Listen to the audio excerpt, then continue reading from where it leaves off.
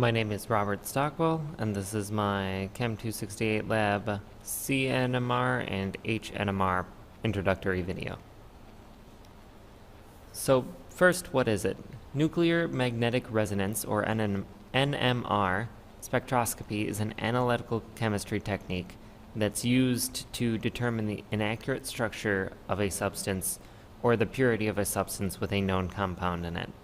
It functions by determining the difference in resonance between different states of an atom and then linking that resonance to a radio frequency that allows us to quantitatively analyze the particular characteristics of each individual atom.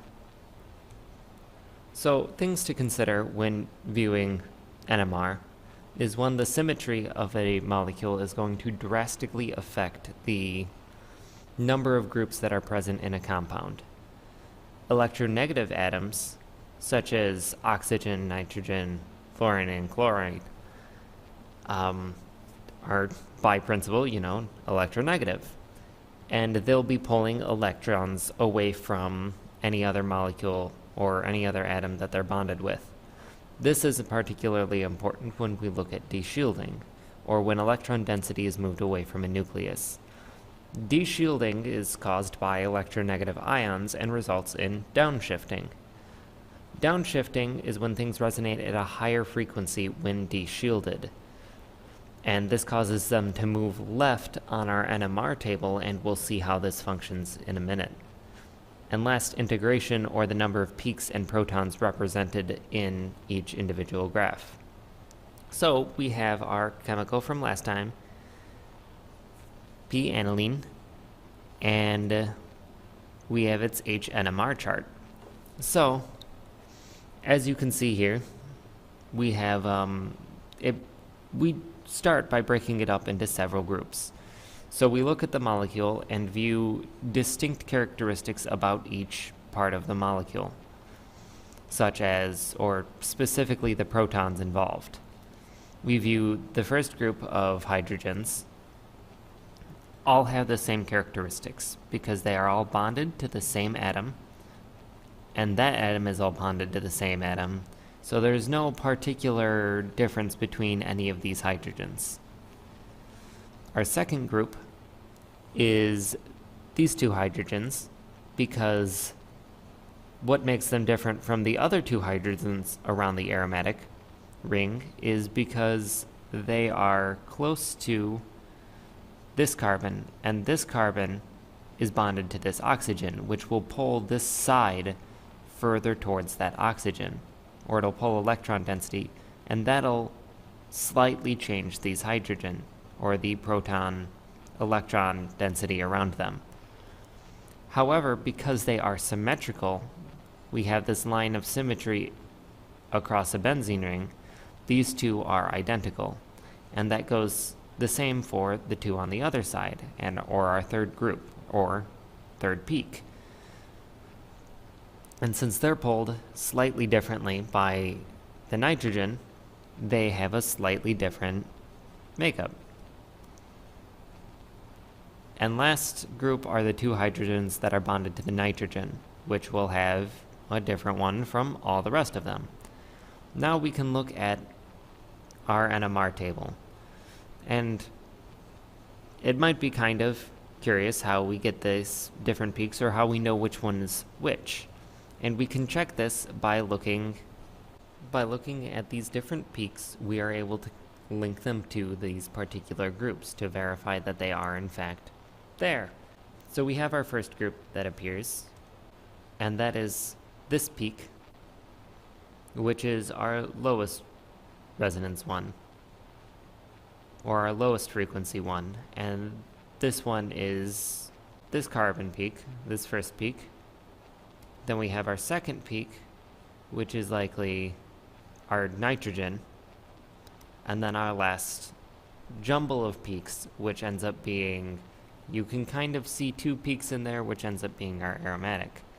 How do we know this? Because there are handy tables and charts that have been done by chemists doing tests specifically for this against a standard that allow us to kind of make estimates about the particular shift of a bond. So as you can see, we have this CH3 is rated at the approximate shift is 0.9. Now if we go back here, we have 0.9. It falls right about here. But that's obviously not what we see. And the reason why we don't see this is because there is a significant downshift caused by the oxygen. We talked about this at the beginning, where significantly electronegative atoms can pull electron density towards the oxygen. And this causes it to downshift on the table, and where we likely get a strong peak right about here. And it actually pulls it past the nitrogen, even though it's only electronegative towards the carbon. It pulls so much electron density that it actually makes it even higher frequency than your amine group. Next, or the next group we have, we'll look at the amine. And if we go down here, we have 1.5 to 4, but it's also noted as variable because it can be affected by all sorts of different ways, but it does fall within that 1.5 to 4 region from here to here. It kind of falls partially in between, which is exactly what we expect. Last, we have the aromatic. Hydrogen attached to an aromatic, we have notated here as 6.5 to 8. If we go back and look at that, right there, exactly where it says we'll find them, after 6.5 and before 8, we have this double spike that's all in one and is likely representative of our 2 and 3 group. Now, this table is very useful because you can use it for determining this on any kind of scale. However, there is also graphically displayed data, such as this, that kind of paints it in a much more comprehensive picture than just a list of numbers. Now, these are more suggestions than strict guidelines because not all things are always represented on here. We obviously have the more graphically displayed data is generally more useful for understanding the process, but you might look at this aromatic up here and realize that it starts at 6, which is different than the last table we saw. And because these are approximate suggestions of where they might lie based on things that are likely bonded to them and the average peaking of the individual molecule, it's more of a suggestion, and that's why oftentimes it suggests such a broad range that things can fall into. And also, any one of these are subject to change based on potentially significantly electronegative events. So then the next step in HNMR, to verify that these peaks are in fact kind of the ones we're looking at, there is the N+1 rule. And the N+1 rule is used to determine the number of peaks that we have and what they mean. So the way we do the N+1 rule is we take one of the atoms that is bonded to some protons, and we look at the adjacent molecules to, or the adjacent atoms to it, and any of their, and then we count how many protons they have bonded to them. So, in the event of this last carbon, it's adjacent to this oxygen, and this oxygen has no protons bonded to it, which gives us a N of 0 plus 1 means that there would be one peak that represents this. And since we thought that this was likely this peak, that's exactly how many it has. This second group, we look at the adjacent molecule, or we look at the adjacent atoms, this carbon, and this carbon has one hydrogen, so our next solution is 1 plus 1 equals 2 peaks per. Now, unfortunately, because these two groups are the same, they have two different hydrogens that both have a peak of 2, and they're both kind of in almost the exact same spot. We have this kind of mass right here that just represents an aromatic but isn't quite discernible how many peaks it has. If we had a higher resolution image, it would likely be, we'd likely be able to zoom in and count the peaks because they are there. However, people know that this region generally represents an aromatic, and that would explain the very closely clustered similar peaks that we see. And last, our 4 group ends up with the same, with its adjacent atoms having no protons attached and just being one singular peak. You can see this very simply right here with very basic math that lets us do this. The next step we take on to is carbon NMR, or specifically carbon-13 NMR, where we use isotope of a carbon to determine these frequencies in this structure. So first, we have this group of carbon. We can count them. 1, 2. This group, because they are symmetrical, count as the 3rd group. This one is also symmetrical, so that's the 4th group. And then we have our last carbon, which is 5th. And if you count the number of peaks, we have 1, 2, 3, 4, 5. So exactly what we'd expect. Now, we have a very similar table, but the carbon that allows us to kind of look through the groups. But first, we can kind of break them up based on just what we know. So the furthest group, we know that aromatics are a little bit further down, and we know that the ones, specifically the carbons or the atoms, bonded to other electronegative atoms tend to cause a downshift. So we can kind of assume that this first group is these carbons on either end of the aromatic ring, one bonded to nitrogen and one bonded to oxygen.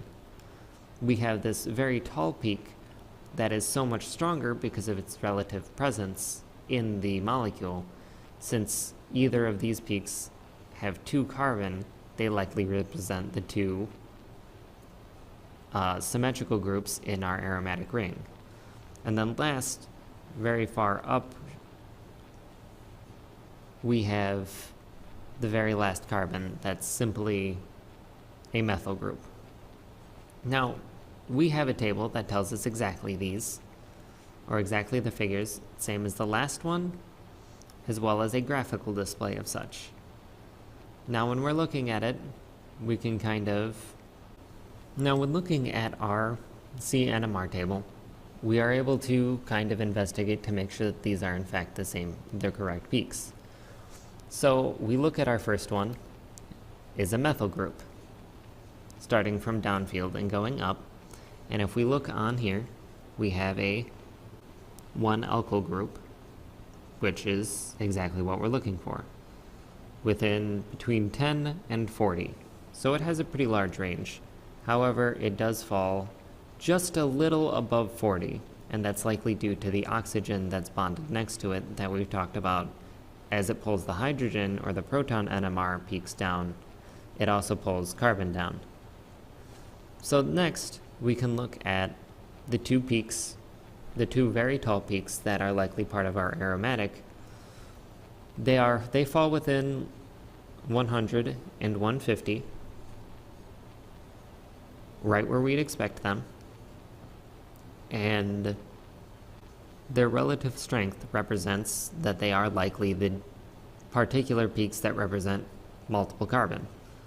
Last, we have the 2 peaks on the very end, and we can see that they are also an aromatic carbon. However, they are downshifted significantly, where we see groups of amides and that fall into the 160 to 180 region. And looking at this 160 to 180, it's not quite there.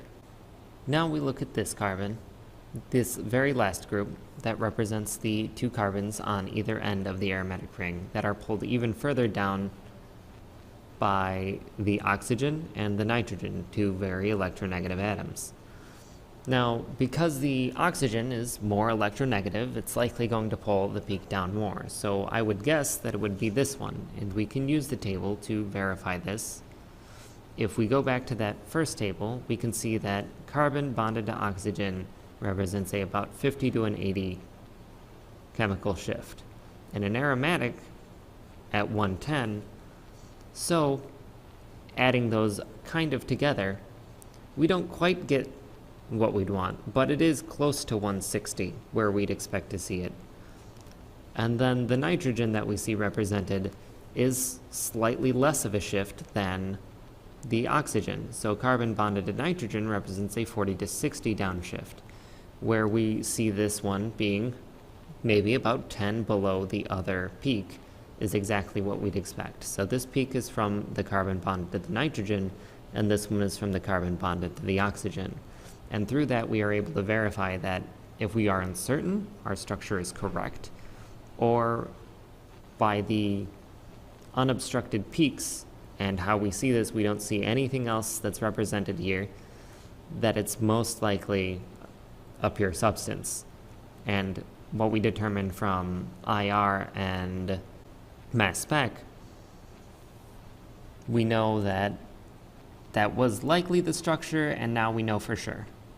So that's how you do proton NMR and carbon-13 NMR, and thanks.